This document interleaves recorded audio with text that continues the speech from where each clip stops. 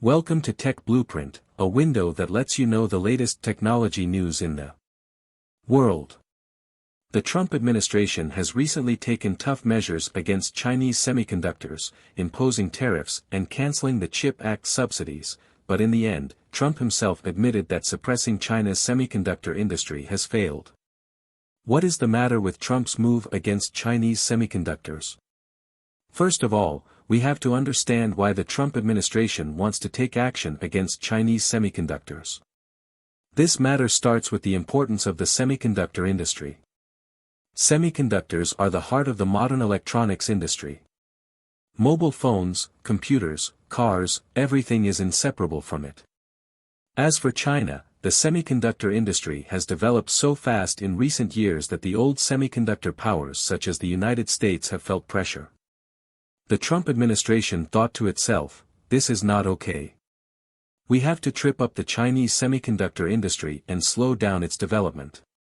Otherwise, how can we compete in the future? So, two measures were taken. One is to impose tariffs on Chinese semiconductors to increase the cost of Chinese semiconductor products entering the U.S. market, the other is to cancel the CHIP Act subsidies. Originally, this subsidy was intended to attract foreign companies to invest and build factories in the United States and enhance the competitiveness of the U.S. semiconductor industry. But now, the Trump administration feels that this subsidy has given too many benefits to the Chinese semiconductor industry and cancelled it. Second, how much impact will tariffs and cancellation of subsidies have on China's semiconductor industry? How much impact will these two measures have on China's semiconductor industry? We need to analyze it carefully. Let's talk about tariffs first. This move directly hits the 7 inches of Chinese semiconductor products. You think, if Chinese semiconductor products want to enter the US market, they have to go through 5 levels and cut 6 generals. Now add the hurdle of tariffs, the cost will rise sharply. Once the cost rises, the price will have to rise with it. But once the price rises, American consumers will not be happy. Why do they have to buy yours? In this way, the competitiveness of Chinese semiconductor products in the U.S. market will be greatly reduced. Let's talk about canceling subsidies. This move is a double whammy for China's semiconductor industry. Originally, some Chinese semiconductor companies were still thinking about relying on these subsidies to get a share of the U.S. market. Now it's good. The subsidies are gone and all the plans have gone. Moreover, this is not only that. The cancellation of subsidies may also trigger a series of chain reactions, such as the enthusiasm of foreign companies to invest in and build factories may decrease, and the overall competitiveness of the U.S. semiconductor industry may also decline. 3. Trump admits that the suppression of China has failed. What is the reason behind it? But do you know? After all the trouble, the Trump administration admitted that the suppression of China's semiconductor industry has failed. This sounds quite surprising. What is the reason behind it? First of all, we must understand that the semiconductor industry cannot be developed overnight.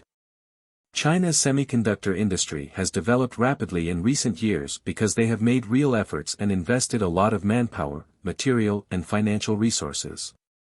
As for the Trump administration, it is obviously unrealistic to suppress China's semiconductor industry through simple tariffs and cancellation of subsidies.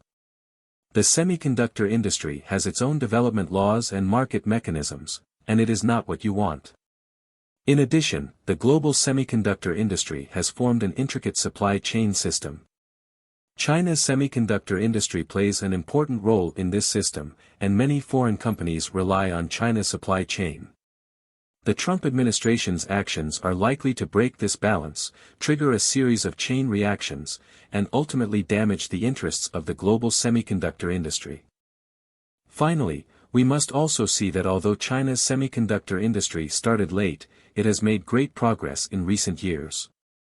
Whether in technology research and development, product innovation or market expansion, Chinese semiconductor companies have demonstrated strong strength and potential.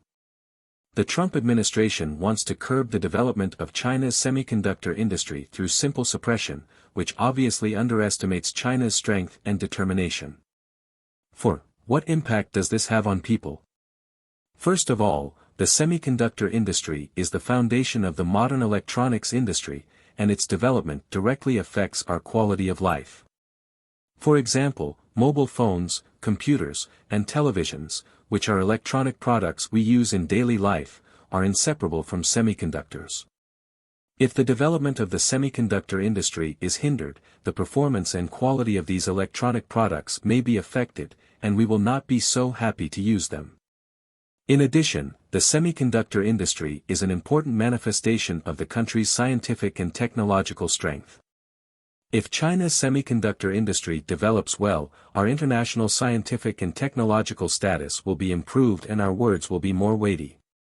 This is definitely a good thing for people. Finally, we must also see that the development of the semiconductor industry is also closely related to our economic interests. If China's semiconductor industry develops well, we can create more jobs, increase tax revenue, and improve our living standards. Do you think this has anything to do with people? 5. What enlightenment does this give us? Well, this incident also brings us a lot of enlightenment. First of all, we must understand that scientific and technological strength is an important manifestation of national competitiveness. If we want to stand firm and go far in the international arena, we must constantly improve our scientific and technological strength. Therefore, we must increase investment in scientific and technological research and development, cultivate more scientific and technological talents, and promote the innovative development of the science and technology industry. In addition, we must also see that globalization is already a general trend, and no country can be immune to it. The semiconductor industry is a typical example. It has formed a global supply chain system.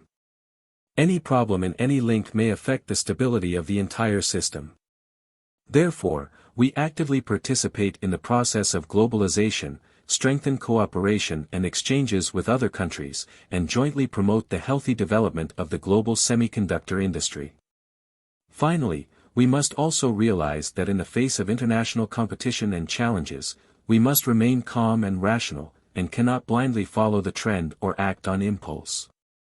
You have to formulate appropriate strategies and plans according to your actual situation and development needs, so that you can be invincible in the fierce international competition. Through this discussion, we also learned about the ins and outs of Trump's move against China's semiconductors, the impact on China's semiconductor industry, Trump's admission of failure to suppress China, and the impact and enlightenment of this matter on people. In fact, the international situation is complex and changeable. We must always remain vigilant and rational in order to go more steadily and further in this era full of challenges and opportunities.